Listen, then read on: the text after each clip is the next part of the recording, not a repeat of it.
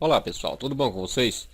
Pessoal, é o seguinte, hoje vou gravar esse vídeo para nós conversar um pouco sobre o SketchUp, né? Porque existem alguns amigos que estão solicitando essas informações e o pouco que eu gravei sobre SketchUp e eu creio que não foi o suficiente, né? E ficou algumas coisas a desejar. Então, neste vídeo de hoje, eu vou estar então enfatizando mais a respeito desse assunto, de como a pessoa está gerando aí o G-Code, né? Existe certo tipo de recorte, buracos com rebaixo, que precisa de uma certa técnica para poder gerar o G-Code, né? Mas então hoje a gente vai estar falando sobre isso aí. Mas antes de mais nada, pessoal, eu quero aqui agradecer todos os meus inscritos, pessoas muito bacanas que vem acompanhando a gente aí, né? Quero agradecer também você que não é inscrito, né? Queira se inscrever no canal da gente aí, para que dá uma força para o canal da gente também. E para que assim você fique atualizado. Sempre quando a gente está postando um novo vídeo, você vai estar então sendo notificado, né? Desde que você, é claro, você clica naquele sininho e ative a caixinha para poder ser notificado. Mas então é isso, pessoal. Quero agradecer também você aí que deixe seu comentário, né? É muito importante isso aí, para que dessa forma a gente possa estar trocando conhecimento, né? Estar atualizado com as ideias uns com os outros. E, e é isso. Mas então, vamos então para o SketchUp então, para que assim nós possamos então iniciar nossa aula de hoje.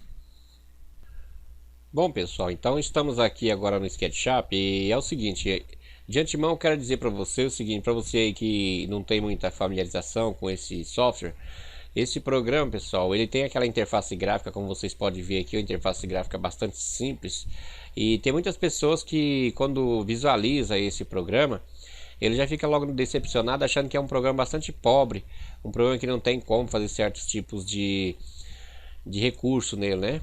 Mas esse programa, pessoal, quero avisar para vocês que esse programa é bastante poderoso, ele tem recursos muito importantes, então dá para vocês fazer muitas coisas nesse programa aqui, né? É claro que existem os programas mais poderosos ainda, só que eu tive testando alguns e eu não gostei porque se trata de programas muito pesados, você precisa ter máquinas com placa aceleradora de vídeo, enfim. Então eu não recomendo muito. Mas o SketchUp é um programa que eu mais me identifiquei com ele, porque, porque é um programa bastante leve, né? Um programa fácil, muito intuitivo, bacana mesmo. Eu gostei desse programa por causa disso. Um programa simples, simples.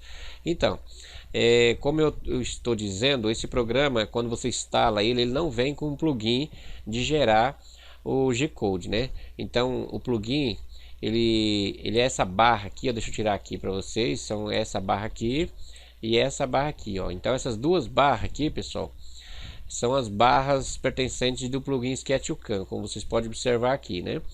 E são as ferramentas desse plugin.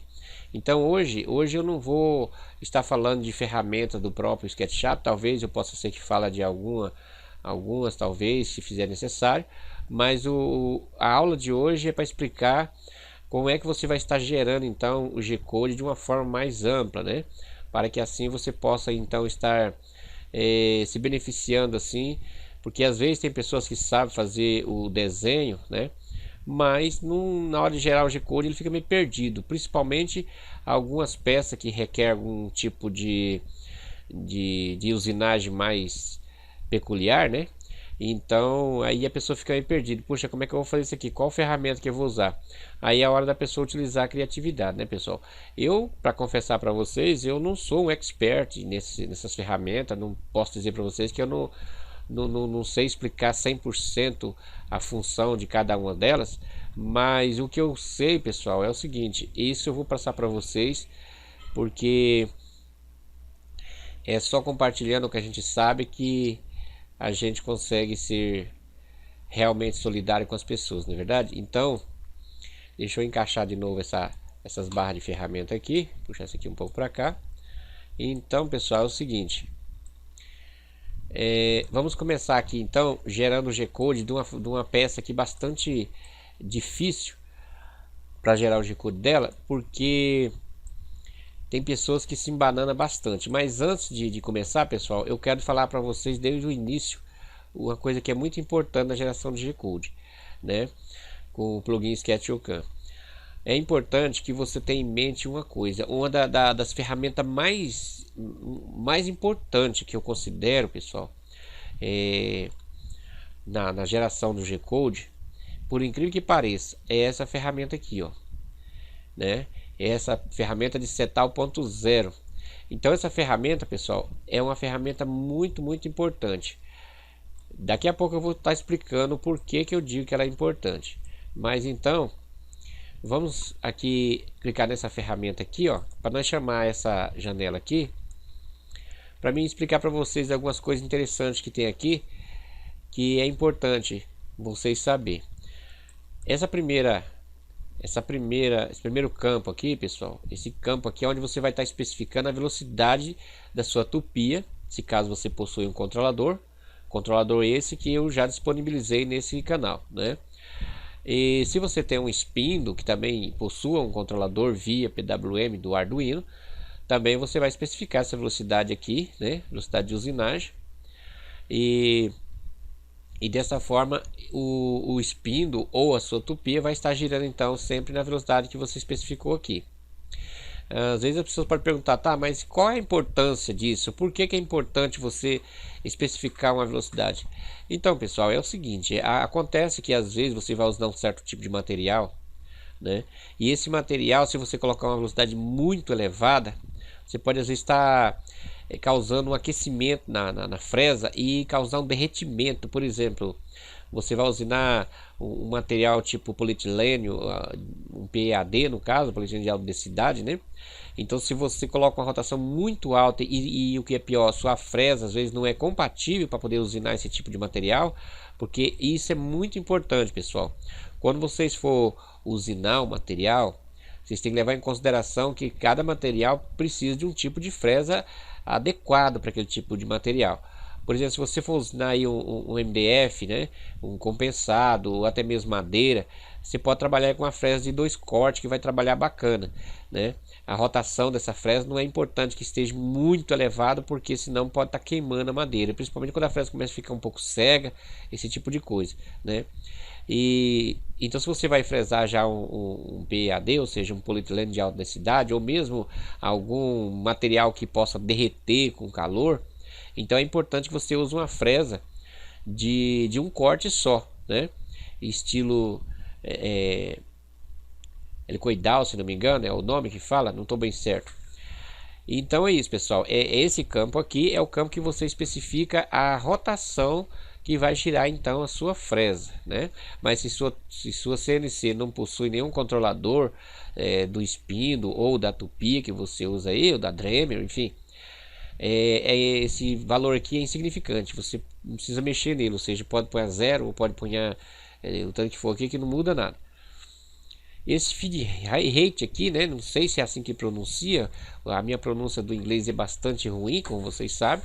Então esse feed rate aqui, que se não me engano é taxa de alimentação, é aqui onde você vai especificar, pessoal, a velocidade que sua fresa vai viajar no sentido X e Y, né? Isso aqui é importante também, porque se você não tem familiarização com isso aqui, às vezes você coloca aqui uma velocidade muito rápida, né? E aí você acaba até quebrando sua fresa. É importante ressaltar que esse campo aqui, com esse campo aqui, pessoal, ó, e essa caixinha aqui, são as informações, são os dados, né? Isso aqui, isso e essa caixinha aqui. São os dados que devem trabalhar meio que em conjunto. Vocês devem estar perguntando, mas por quê? Porque é o seguinte, pessoal. Se você pretende cortar uma quantia grande de cada passada, né? Então você vai fazer o que? Você vai colocar aqui uma velocidade bem baixa, né? Lembrando que enquanto o número mais baixo aqui, mais lento vai viajar no eixo X e no eixo Y a fresa, né? Então esses 600 milímetros aqui, ó, né? É 600 milímetros por minuto, se não me falha a memória. Então se você coloca aqui, por exemplo, 1000 milímetros por minuto, significa que ele vai viajar 1 metro dentro de 1 minuto, né? E assim por diante. Então vamos supor, se você pretende fazer com que a sua máquina viaje um pouco mais rápido, então você coloca aqui uma velocidade mais rápida, mas você tem que lembrar desse detalhe aqui, pessoal. Se você coloca rápido aqui e coloca aqui, por exemplo, 5 milímetro, por exemplo, você pode correr o risco de quebrar sua fresa. Então é importante que você trabalhe com esse campo aqui e esse campo aqui em conjunto. E essa caixinha aqui é excepcional. Por quê? Porque essa caixinha você não pode esquecer de marcar ela. Que não adianta nada você especificar. Você vem aqui, especifica aqui o valor e esquece de marcar essa caixinha aqui. Logo daí não vai dar multipassos, né? Esse multicamada no caso, né? Então isso aqui é para especificar que a sua usinagem vai ser por camada. Então ela vai comer, nesse caso aqui, 2 milímetros por camada, né? Esse campo aqui, pessoal, é um campo que vai então você vai estar determinando a velocidade de furagem, né? Aquela velocidade do eixo Z ali que vai estar descendo para furar o buraco no caso, né? Ou seja, quando toda vez que terminar uma camada, ele vai ter que fundar um pouco mais. Então, essa viagem aí de 2 milímetros, no caso aqui, ou quando estiver furando, né? Lembrando que quando você especifica também para furar um buraco, independente se ser um buraco simples, ele também vai furar por essa camada aqui, ó. Então, se você especifica, se você vai usinar uma peça igual tá aqui de 20 milímetros, se você especifica aqui de 2 milímetros, logo vai dar 10 camadas, né? Então, para furar um buraco, atravessar do outro lado, ele vai penetrar na madeira, sair durante 10 vezes. Logo 10 vezes 2, 20 milímetros, né? Então, é isso, pessoal. Bom, então esses dois campos vocês já souberam, né? Já entenderam para que é. Esse campo aqui, pessoal, é justamente a espessura do material que você vai estar usinando. Eu estou usinando ultimamente material de 18 milímetros. Por que eu coloquei aqui de 20 milímetros? Tem pessoas, pessoal, que vai ajustar isso aqui e ele coloca aqui a espessura correta do material que vai ser usinado, e aqui ele coloca 105%, 110%, que também dá a mesma coisa, né? Eu já prefiro trabalhar assim, eu coloco a espessura um pouco mais grossa aqui do que o material que eu pretendo usar, e aqui eu deixo 100%. Então, o que seria esse 100%? 100%, pessoal, é justamente o total que vocês pretendem estar cortando dessa usinagem, né? Então é importante isso aqui, porque se vocês pretendem fazer uma usinagem só até na metade do material, então vocês especifiquem o total da espessura desse material, e aqui vocês colocam 50%. Logo essa usinagem ela vai estar cortando só 50% na espessura. Então creio que vocês entenderam também essa porcentagem, ou seja, a porcentagem é o quanto por cento vai cortar do seu material, né? Então 100% de 20 milímetros, então vai cortar 100% de 20 milímetros. Como o material que eu estou usando é só 18 milímetros, então tenho certeza que vai cortar totalmente então esse material. Esse campo aqui, pessoal, que está circulando por esse retângulo aqui, ó. Esse campo aqui é um campo mais voltado para quem pretende fazer usinagem 3D, né? É o ângulo de inclinação que você vai querer que fique inclinado a sua usinagem, né? No caso, se você vai fazer alguma usinagem em 3D, eu não estou afirmando para você que esse plugin SketchUCam é possível fazer uma usinagem 3D, né? Mas aqui é para você fazer uma usinagem em um ângulo. Imagina que isso aqui é uma peça, né? Nós estamos vendo aqui num perfil esse retângulo aqui, ó. Aí você pretende fazer uma usinagem num determinado ponto, meio de chanfrado aqui, ó. Então você vai especificar, você vai marcar aqui, né? Essa caixinha aqui, aqui você vai especificar o ângulo dessa inclinação. Então aqui o ângulo você vai dizer se é bem quase reto aqui, né? Ou se é bem avasado. Então é para isso que serve isso aqui, pessoal. Mas no nosso caso nós não vamos ocupar isso aqui, então nós podemos deixar desmarcado então essa caixinha aqui. Aqui nesse ponto aqui, pessoal, é extremamente importante não esquecer desse campo, porque esse campo aqui é o campo que você vai estar especificando a espessura da sua fresa que você vai estar usinando. Eu resolvi gravar esse vídeo sobre ajustar perfeitamente essa tela aqui e afinal de contas gerar o G-Code, porque às vezes você quer usinar essas peças aqui desse meu projeto aqui na sua máquina, só que você não tem a fresa de 3 milímetros, você tem uma de 6, né? Então aí você vai ter que colocar aqui 6 milímetros, né? Então aqui, pessoal, onde vocês vão especificar aonde ou seja, o diâmetro da sua fresa. Eu quero que vocês vejam um trechinho desse vídeo que eu vou estar mostrando agora. E esse vídeo vai mostrar um detalhe interessante que eu já mostrei no vídeo anterior. Veja aí então. Isso aqui que vocês vê, pessoal, é uma fresa, né? Então o que acontece? Essa fresa aqui, ela já está com a pinça, como vocês podem ver. E também já está com o adaptador, né? Esse adaptador aqui é um adaptador de 3,75, ou seja, de 1/8 de polegada para 6 milímetros, conforme vocês podem observar. Então, como vocês observam, a pinça da tupia, ela é uma pinça bem pequena. Ela deve dar o que? Acho que 8 milímetros só de comprimento aqui, né? Então, devido a esse apoio dela aqui na fresa ser bastante pequeno, o que acontece? Às vezes você coloca aqui nessa tupia aqui, na porca aqui, ó. Porque tô com a mão só aqui, tá meio complicado. E aí você coloca aqui, aí quando você aperta, né? Em vez de a fresa girar paradinha, né? Bem certinho aqui, ela gira só que fazendo esse efeito aqui, ó. Por quê? Por causa que quando você aperta aqui lá na tupia, ela não fica bem apoiadinha, então é muito fácil ela ficar troncha assim, ó. Eu tô falando por experiência própria, pessoal, já aconteceu isso comigo. E aí o que acontece? Você tem sua fresa com 3 milímetros, que é o caso dessa daqui. Só que daí quando você vai usinar a sua peça, você pega o seu paquímetro e vai fazer umas medições rigorosas, você vê que não saiu com precisão do jeitinho que você configurou lá. Aí você começa a pensar, ué, mas poxa, o que está acontecendo? Minha fresa é de 3 milímetros, configurei lá no SketchUp certinho. E por que então que não saiu corretamente? É por causa desse detalhe aí. Quando você apertou ela, você não reparou, ela ficou girando, em vez de ela girar paradinha, né? Ela tem que girar paradinha assim, ó. Ela não pode girar fazendo esse efeito aqui, ó. Então às vezes acontece você apertar e ela fica girando, mas só que a ponta fica balançando assim, ó. Então a fresa aí de 3 milímetros, ela pode ir para 3 milímetros e meio, ela pode ir para 4 milímetros, né? O rasgo dela depois lá no material pode ficar com esse efeito aí, como se fosse uma fresa mais larga. Então é importante prestar atenção nisso aí na hora que você for fixar sua fresa lá na tupia.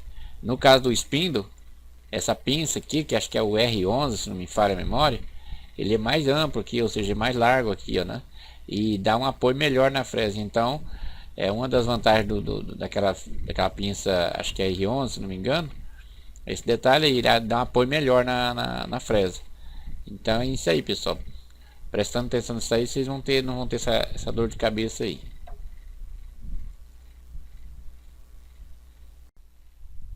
Então, como vocês viram, pessoal, é de suma importância na hora que vocês for fixar essa fresa lá na pinça, tomar cuidado para ela não ficar descentrada, ou seja, com a ponta meia em movimento, no sentido circulatório, conforme vocês viram no trecho do vídeo que eu mostrei para vocês, né? Então, vocês procuram fixar a fresa de uma forma que ela fica girando no seu eixo 100%. É importante ressaltar que esse cuidado é importante ter quando você não usa espinho, né? Porque aquela pinça, acho que é a R11 usado no espinho, ela é muito mais melhor, porque o espaço ali que ela segura a fresa, né, é maior, então ela dificilmente a fresa vai ficar com o seu eixo desalinhado, então ela vai rodar sempre no seu eixo muito bem alinhado. Eu estou dizendo isso aí porque eu já passei por esse tipo de vexame aí, ou seja, se você coloca uma fresa de qualquer maneira lá na sua pinça da sua tupia e não presta atenção nesse detalhe aí, você coloca, por exemplo, uma fresa aí de 3 milímetros, aí quando você vai ver, o rasgo da sua fresa está saindo de 3 milímetros e meio, ou talvez até 4 milímetros. Você fala, mas por que saiu dessa grossura sendo que minha fresa é 3 milímetros? Você vai ver porque a sua fresa, quando gira, ela não tá, o eixo dela não está centralizado. Então é muito importante isso aí, pessoal. Bom, então vocês já entenderam para que serve então esse campo aqui, né? O campo que você vai estar especificando exatamente o diâmetro da sua fresa. Esse ponto aqui, pessoal, ó, isso aqui é o tanto que vocês vão estar especificando, a que distância vai passar de uma fresa da outra, ou seja, uma fresagem da outra, em caso de você fazer um rebaixamento, né? Então aqui 50%, então significa que sempre a próxima linha que vai estar comendo, ela vai estar comendo 50%, a metade da grossura da fresa, cada vez que passar no momento de fazer um rebaixamento. É importante isso aqui quando você vai fazer algumas usinagens de rebaixamento. Mais para frente vocês vão entender melhor o que eu quero dizer com isso aqui. E esse tab aqui, né?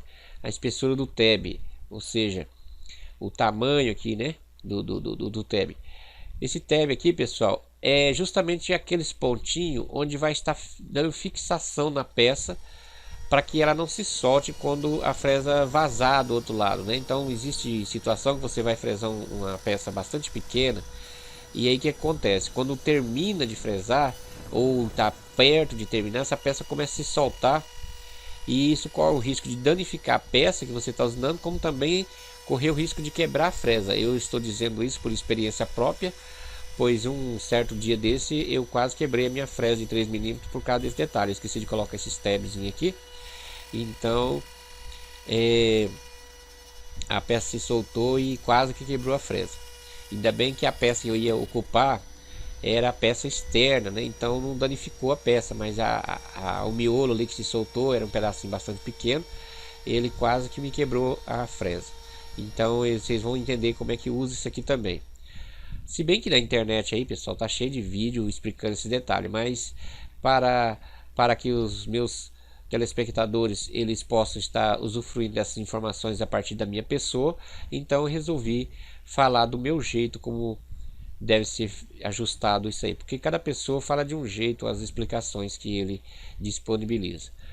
Aqui nesse ponto aqui, pessoal, você vai estar especificando quanto por cento, né, você vai querer que esse tab ele fica fixo. Se você colocar aqui, detalhe, pessoal, é importante um detalhe. Vamos supor que se você coloque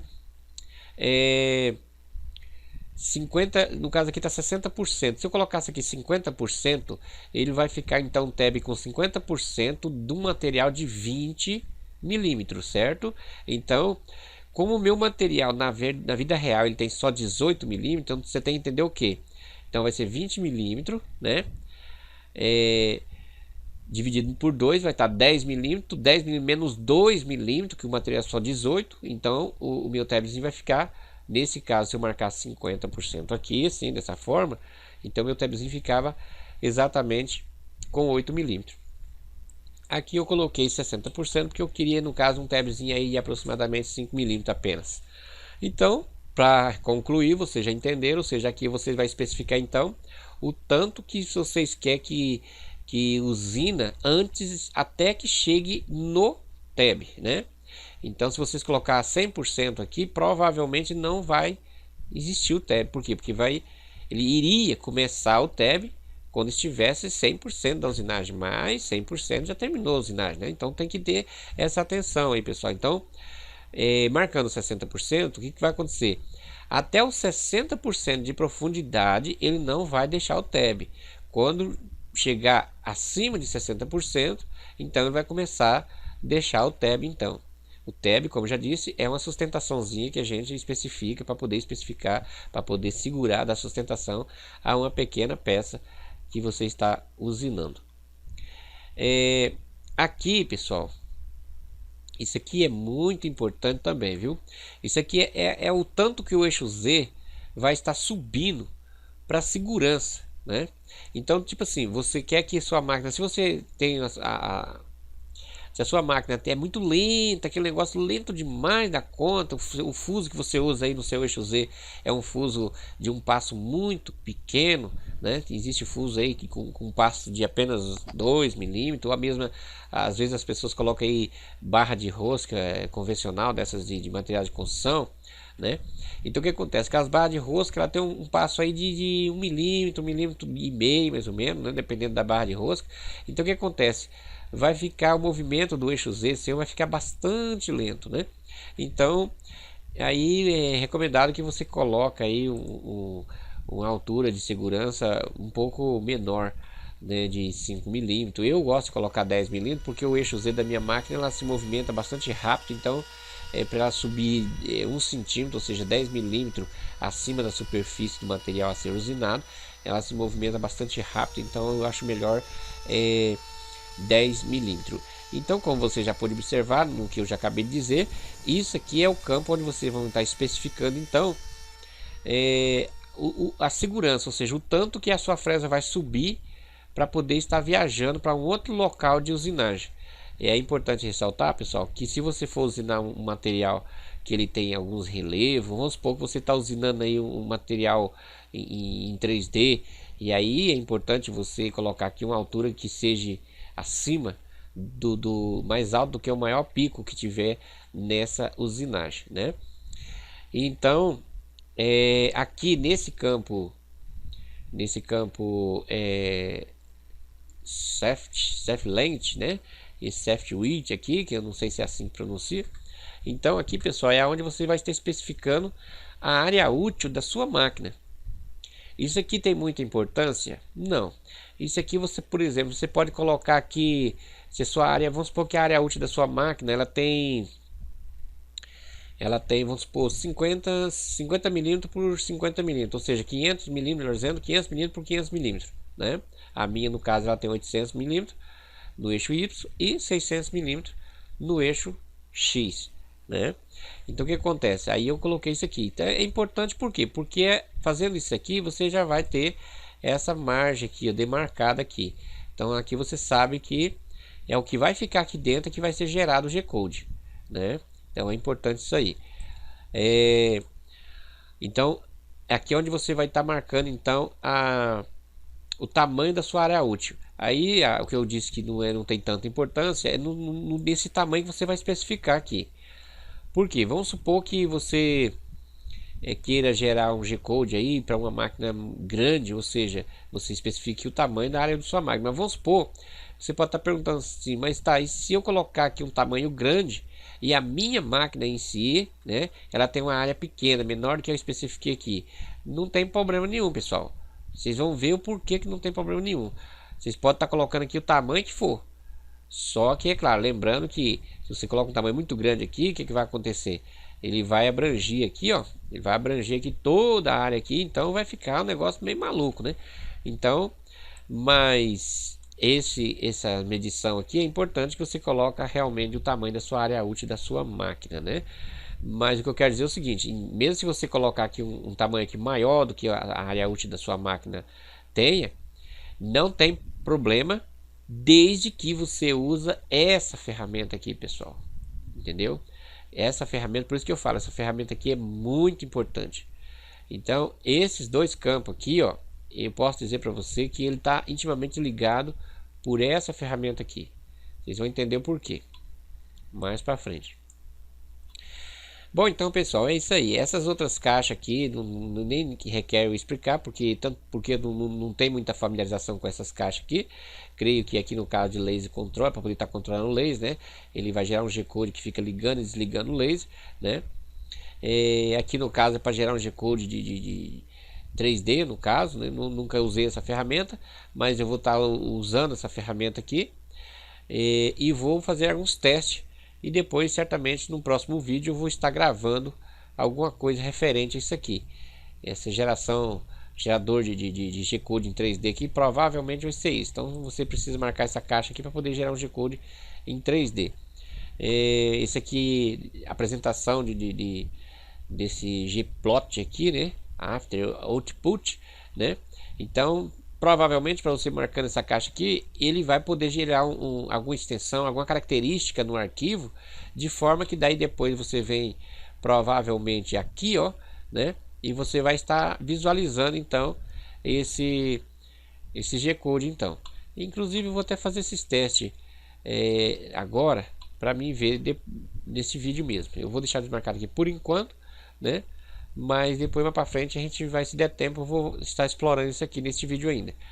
Mas então é isso, pessoal. Depois que você preencher esses campos aqui tudinho, né? Se o caso você quiser salvar você salva aqui as informações, né? E ou depois também você, se quer carregar, você clica aqui em carregar esses dados que você preencheu aqui, se caso você assim desejar. Então depois disso, pessoal, tudo que você tem que fazer é clicar nesse OK aqui, né? Então ele vai gerar aqui a área, né, onde você vai estar colocando a peça que você pretende usinar, pretende gerar o G-Code, melhor dizendo. Então, como você vê, aqui já tem a marquinha aqui de zerar aqui, ó, essa marquinha aqui, ó, né? Então isso aqui vocês vão entender agora mesmo por que é importante isso aqui. Às vezes você pode ficar pensando assim, tá? E é aonde eu coloco a peça aqui nessa área aqui é que eu vou que eu vou estar colocando lá na minha área física, na vida real.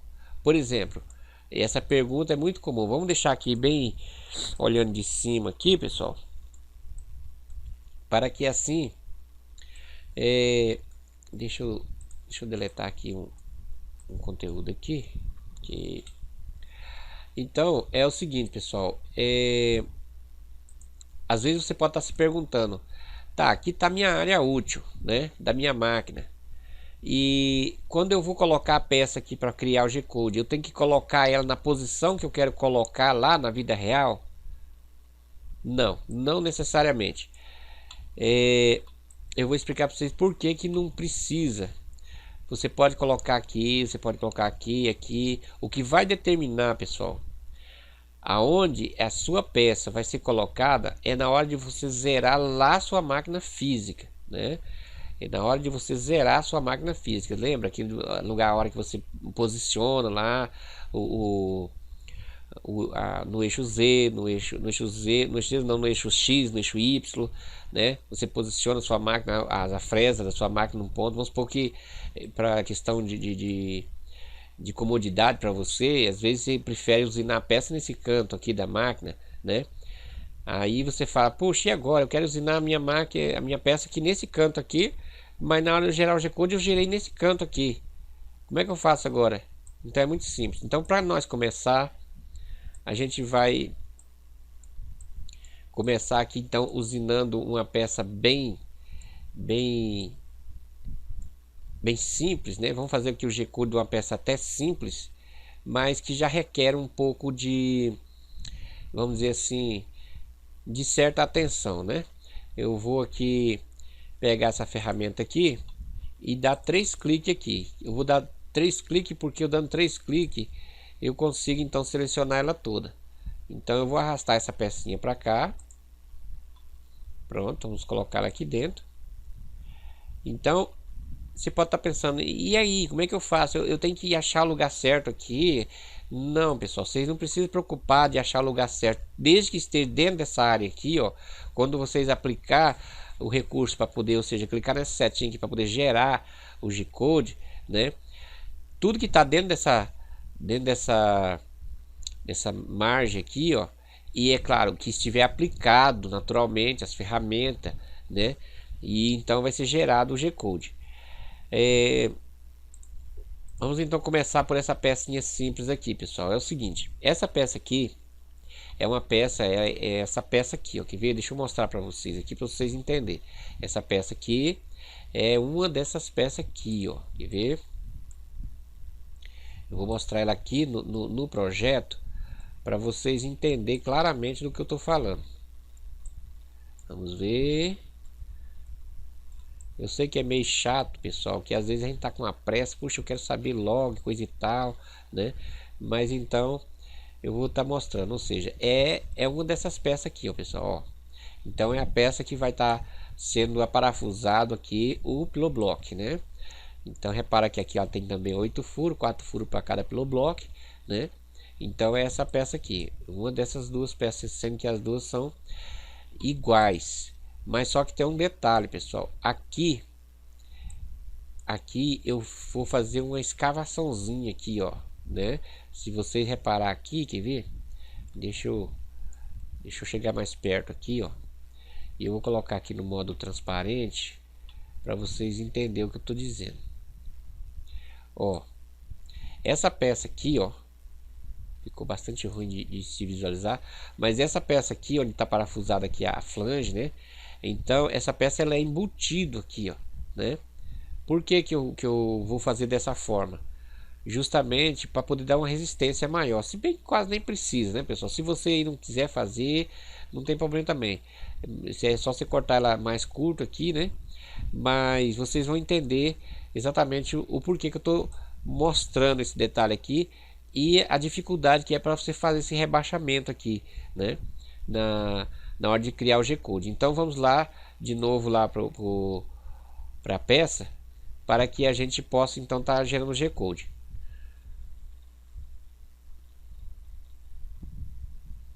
Muito bem, pessoal, então agora que você já sabe aqui qual é a peça que eu vou estar usinando, então vamos agora clicar aqui nessa ferramenta aqui, para que nós possamos então olhar o projeto de cima aqui e vamos então visualizar aqui essa peça. Se vocês reparar, observe que ela não tem aquele encaixinho que eu estava citando, né? Deixa eu olhar ela aqui pro lado de baixo aqui para ver se ficou pro lado de baixo, que não ficou não. Então eu vou fazer o seguinte, pessoal. Como essas duas peças elas são iguais uma com a outra, eu acho que eu já sei o que foi que houve. Porque eu fiz só nessa peça aqui, ó, né? E essa peça aqui, deixa eu ver, não é porque ela ficou, esse risco ficou solto aqui, né, pessoal? Então eu vou estar arrastando então essa peça aqui, ó. Um detalhe, pessoal, é importante vocês selecionar usando esse recurso aqui, ó. Vocês usam a ferramenta de seta e faz esse movimento aqui, ou seja, faz um retângulo de forma que abrange aquilo que você quer selecionar. Por quê? Porque pode ser que alguma particularidade de um risco que vocês fizer, repara aqui, ó, que esse risco aqui, ó, se eu vir aqui, ó, e dar 3 cliques aqui, ó, 3 cliques seguidos para selecionar, e eu arrastar essa peça aqui, o que vai acontecer? Esse risco aqui não vai acontecer igual aconteceu aqui, ó. Então nem sempre é viável você selecionar com 3 cliques seguidos, por causa desse detalhe aqui. Agora, se eu usar esse método aqui, ó, eu consigo selecionar todos juntos. É importante o selecionar com 3 cliques, desde que a peça que você vai selecionar está no meio de outra peça e não tem como você fazer um retângulo, né? Então vamos supor que você queria selecionar, por exemplo, essas 3 peças aqui, essa e essa, e deixar essa para de fora. Então você pode dar 3 cliques seguidos, segurando Shift. Vamos ver se é Shift mesmo. Então é isso, você pressiona Shift, segura e dá 3 cliques seguidos em cada uma delas. Provavelmente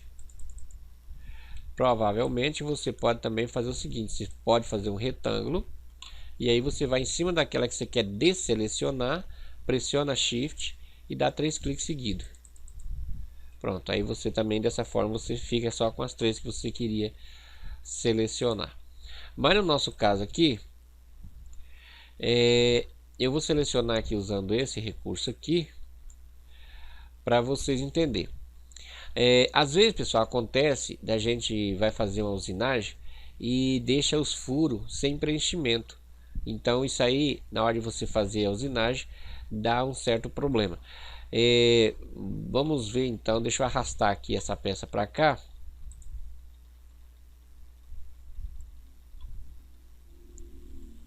Aí, deixa eu colocar aqui a visão de cima aqui, fica mais fácil aqui.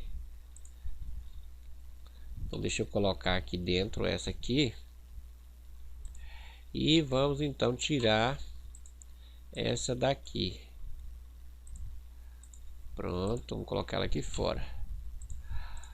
Ok, pessoal, então quando você vai usinar uma peça, é importante você ter em mente isso aqui, ó. Vocês que eu já expliquei, se colocar dentro dessa margem aqui, ó, né?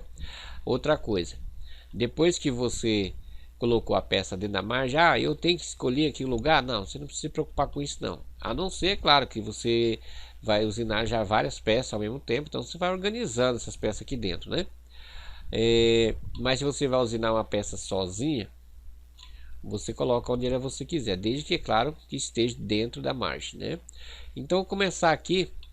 Essa ferramenta que a gente já utilizou, já foi explicado, né? Então não faz necessidade de estar explicando sobre ela de novo.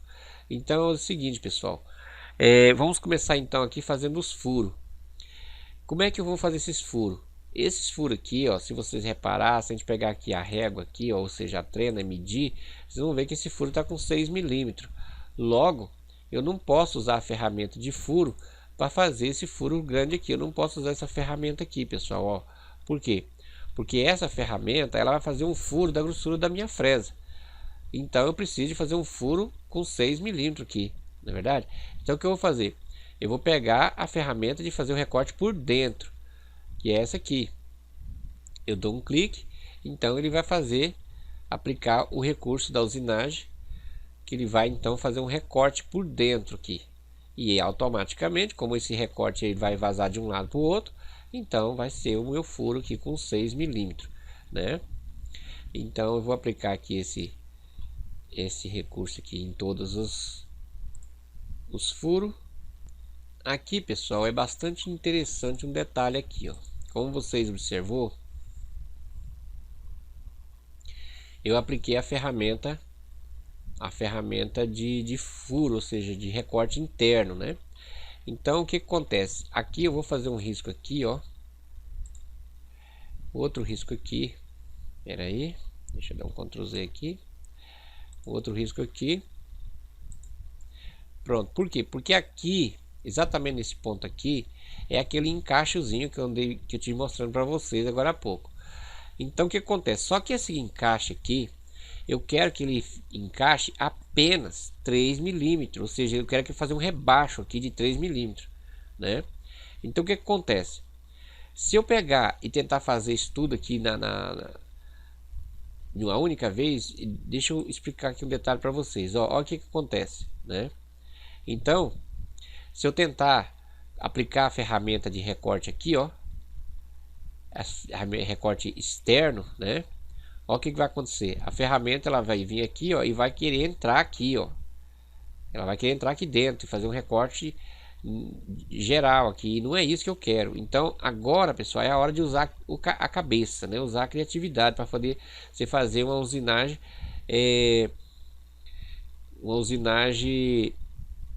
um único G-code, de forma que fica perfeito. Então, o que eu tenho que fazer aqui? Se eu tirar essas duas linhas aqui, ó, quer ver? Eu vou tirar essas duas linhas aqui, ó. Vou selecionar só as linhas aqui. Vou deletar essas linhas aqui, né? Vocês vão entender então agora por que estava essa linha aqui, somente essa linha. Porque antes era o quadro desenhado. Então, como eu já tinha gerado esse G-code aqui, então por isso está isso aqui. Aí o que acontece? Eu pego a ferramenta de cortar externo, tá vendo agora? Ela recorta externamente. Só que o que acontece? Como é que eu faço agora então para me rebaixar aqui? E ao mesmo tempo agora, se eu deixar só esse risco aqui, não tem como eu aplicar o rebaixo aqui, né? Então, se eu fizer isso aqui, ó, aplicar esse recorte aqui, né? E quer ver? Eu vou aplicar esse recorte aqui. Pode até ser que vai dar certo. Vamos ver. Vou aplicar aqui, pronto. Agora eu vou vir aqui, fazer esse risco aqui. E quando tiver ligado assim, pessoal, quer ver? Deixa eu explicar bem detalhadinho, igual aqui, ó. Eu vou, clico aqui, ó. Aí repara que a caneta, o lapisinho ali, ele continua ligado ali. Eu não tô apertado o botão esquerdo do mouse, não. Você vai dar um toquezinho escape. Dá um toquezinho escape que ele se solta lá. Aí vocês clicam aqui, torna a clicar aqui e pronto. Aí o que acontece? Vamos ver se assim vai dar certo. Aí eu vou então agora pegar a ferramenta de rebaixo, né? Que é essa ferramenta aqui. Eu vou tentar aplicar aqui, ó, né? Então dessa forma aqui também vai dar certo. Só que o que acontece? É importante ressaltar, pessoal, que antes que vocês apliquem aqui a ferramenta, vocês têm que entender o que? A ordem de usinagem. Eu vou falar uma coisa para vocês aqui que eu não tenho certeza. Eu vou testar ainda, né? E como esse vídeo já está ficando um pouco grande, no próximo vídeo eu vou dar mais explicação a respeito disso. Mas então é o seguinte, pessoal. A ordem que você aplica aqui as ferramentas, eu não tenho certeza se é a mesma ordem que ele vai usinar, mas imagina que seja a mesma ordem, né? Aí o que acontece? Eu apliquei primeiro essa ferramenta aqui, ó, de recortar por fora, né? Aí depois que eu recortei por fora, eu vou e aplico a ferramenta de rebaixo, já entendeu o que vai acontecer, né? Essa peça aqui vai ficar solta e quando for tentar rebaixar aqui, a peça já vai estar solta. Então, isso que eu estou dizendo agora, pessoal, não tenho certeza se a ordem que a gente aplica os recursos da usinagem é a mesma ordem que ele vai usinar. Eu vou fazer esse teste e no próximo vídeo eu vou estar detalhando isso para vocês, né? Mas digamos que não seja a mesma ordem, digamos que a ordem seja sempre cortar ao redor, ou seja, cortar ao redor por último. Se for assim, então a gente pode fazer do jeito que eu fiz aqui, ó. Eu posso desligar essas linhas aqui, né?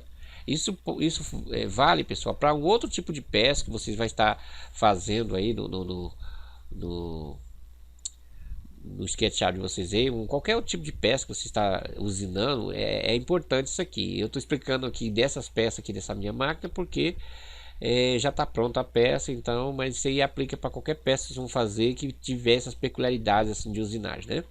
Então, considerando, né, a hipótese de que ela na hora de usinar o GRBL vai sempre usinar a parte de fora por último, então se assim for, aí eu posso fazer esse recurso que eu acabei de fazer aqui. Aí eu posso desligar essas linhas aqui, aplicar a ferramenta de cortar por fora e depois fazer as linhas, né? E aí sim aplicar o rebaixo, tá?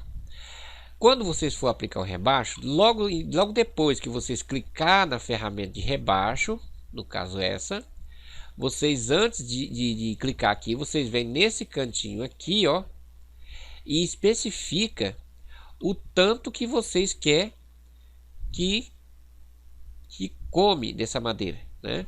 80% no caso aqui é o tanto que ela vai aprofundar. Repara um detalhe, pessoal, isso é muito importante. Se eu clicar aqui, estando aqui com 80%, de uma peça, presta atenção, que aqui, ó, eu especifiquei a peça de 20 milímetros. Então 80% de 20 milímetros, né, sabemos que é 16 milímetros, né? Então sabemos que vai corroer 16 milímetros. Por quê?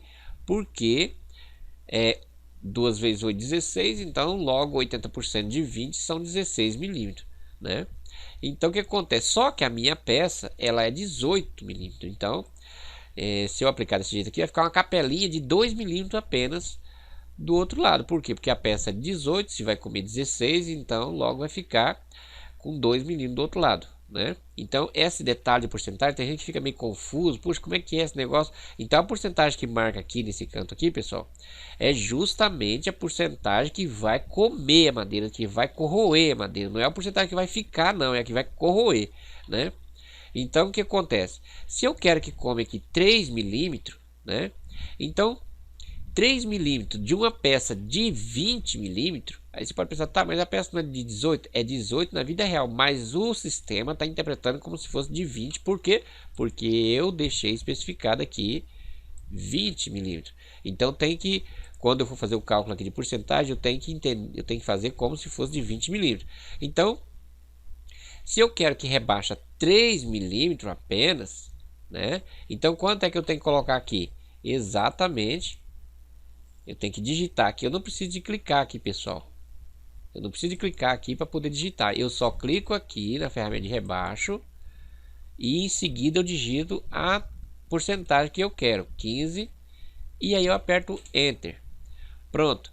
Dessa forma, eu já especifiquei que eu quero comer 15 milímetros de 20 milímetros. Logo vai dar 3 milímetros. Por quê? Porque 15 milímetros de 10 daria 1,5 milímetro. 15 milímetros de 20 milímetros, ou seja, 15% de 20 é igual a 3, né? Não precisa ser muito bom na matemática para poder saber disso, né, pessoal? Mas, então é isso. Aí tudo que eu tenho que fazer é vir aqui e clicar. Pronto, dessa forma aqui, então eu já criei então o meu rebaixo aqui, ó. Agora que a minha peça já está toda aplicado aqui as ferramentas do G-Code, eu vou então pegar a ferramenta que eu falei que é muito importante, que é essa ferramenta aqui, pessoal. Vocês sempre lembram dessa ferramenta. Ah, mas por que, João Batista, que eu tenho que usar essa ferramenta? Se caso eu esquecer de usar essa ferramenta, vai dar problema? sim e não, pessoal, dependendo por padrão, dependendo aonde esse x estiver, né? Se por uma zebra estiver num lugar muito impróprio, pode sim dar um problema na hora de você regular sua máquina. Por quê? Aquele zero que você regulou lá no Universal G-Code Sender, ele vai ser esse x aqui, ó, né? Então o que acontece? Vamos supor que lá, imagina que isso aqui é o tampo da vida real lá na sua máquina. Aí você fala assim, eu quero usinar minha peça a partir desse ponto aqui. Aí você vai, puxa sua fresa bem nesse pontinho aqui, né? Bem nesse pontinho aqui. E zera o X e o Y da sua máquina nesse ponto. Aí você fica se perguntando, eita, e agora? Quando eu criei o G-Code da minha pecinha, ela estava lá em cima. Será que na hora que eu for usinar, ela vai entender que é nesse canto aqui? Ela vai entender, pessoal, sim, desde que você usa essa ferramenta aqui. E como é que eu faço? Eu clico nela e vou exatamente nesse ponto aqui, pessoal, ó. Não aqui. Por que que não aqui? Porque se eu colocar essa ferramenta aqui, não é que vai dar erro, vai estragar a minha peça, vamos dizer assim, vai destruir minha peça, não, de hipótese alguma. E se eu colocar esse X aqui no meio, vai estragar a minha peça, vai ficar bagunçado? Não e sim. Vamos supor que eu clique aqui, certo? Aí o que acontece? Eu clicando aqui, sabemos que o positivo do Y é para lá e o positivo do X é para cá. Aí imagina que você clicou esse X aqui, ó, bem no centro da peça que você pretende usinar. Beleza, você fala, ah, não, tá certo. Só que aí o que acontece? Vamos supor que daqui desse X até aqui tenha, vamos supor, 3 centímetros, uma comparação, né? E aí vamos supor também que quando você zerou a sua máquina, você zerou com ela aqui bem no cantinho aqui, pessoal, ó, bem no cantinho aqui, né? E aí o que acontece? Quando você fez isso aqui, a sua máquina vai entender que a metade da sua peça está para lado de fora da área útil, né? Então aí vai dar um problemão. Por quê? Porque quando a sua máquina tentar ir buscar a margem da sua peça, que no caso é essa margem aqui, ó, vai estar fora da área útil da sua máquina. Aí o que acontece? Vai ativar uma chavinha de fim de curso, coisa do gênero, né? Ou se sua máquina não tem instalado chavinha de fim de curso, vai ficar aí forçando os seus motores e dependendo da força do seu motor pode até danificar fisicamente sua máquina. Então, pessoal, é de suma importância você colocar essa marquinha não aqui no centro da peça e nem aqui nesse ponto e nem aqui nesse ponto e nem nesse. Sempre colocar nesse ponto aqui, ó. Por quê?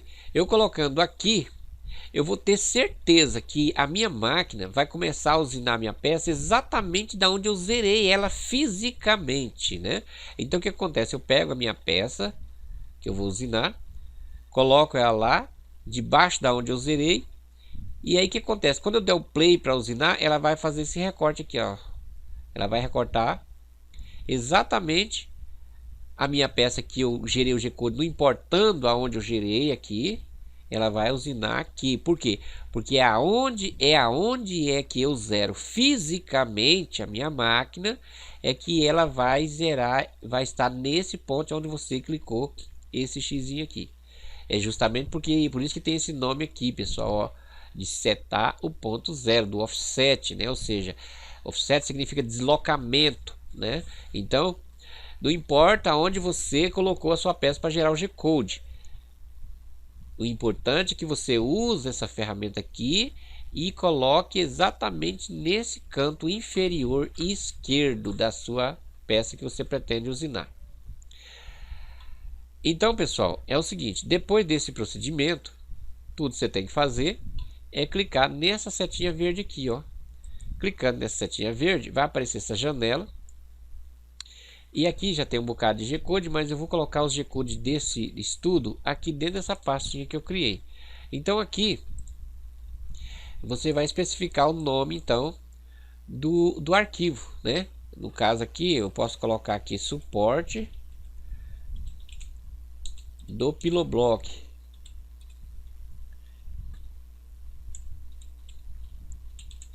Pronto. Suporte do Piloblock. E aí depois eu clico em salvar. Clicando em salvar vai depender um pouco da sua máquina e depender também do tamanho desse G-Code que você está gerando. Se você for gerar um G-Code bem grandão, vamos supor, você fala, eu quero colocar todas as peças numa única prancha, numa única chapa, para mim recortar tudo de uma vez, né? Então o que acontece? Se sua máquina for um pouco lento, vai demorar aí umas 2 horas ou mais para poder aparecer essa bandeirinha aqui, ó. Vocês viram o tanto que demorou para, no caso a minha máquina, a minha Jabuti, né? E como tem alguns programas aqui abertos e também estou capturando a tela, então pesa bastante para gerar o G-Code. Uma vez que apareceu essa janelinha aqui, está dizendo que foi gerado aqui com sucesso, né? O endereço aqui onde foi salvo, então o arquivo, aqui está o nome do arquivo que eu acabei de gerar o G-Code. Então tudo que você tem que fazer é clicar aqui e pronto, né? Aí você fala, eita, aí caramba, ficou errado no G-Code, coisa assim, né? Então você pode então tá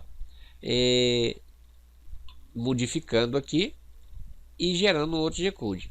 Detalhe interessante, pessoal, é o seguinte: quando vocês for apagar uma ferramenta, um recurso de alguma ferramenta aqui, ó, vocês têm duas borrachas.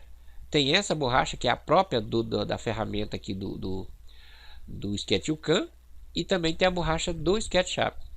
Eu não recomendo você usar a borracha do SketchUp para alguma situação. Por exemplo, eu vou usar essa borracha aqui para apagar a parte externa aqui, ó. Nota que apagou tudo, né? Aqui apaga.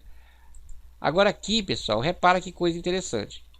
Olha só que curioso. Quando eu vou tentar apagar aqui, ó, ele apaga o recurso do G-Code, né? Só que o risco continua. Então, para certas ferramentas, eu aconselho você utilizar a borracha de apagar do SketchUp. Aí você apaga todos os riscos. Apaga também o recurso do CAM, né, no caso, e também apaga os riscos. Bom, pessoal, como eu disse, esse vídeo vai ficar bastante extenso, já está ficando bastante grande, né? Então na próxima aula eu vou dar sequência, né, desse estudo, para que vocês tenham uma parte bem ampla e bem detalhada, então, desse detalhe aí de criar o G-Code das peças que vão ser usinadas tanto para fazer esse projeto dessa máquina aí, que eu disponibilizei, quanto fazer qualquer um outro projeto que você está pretendendo. Então é isso.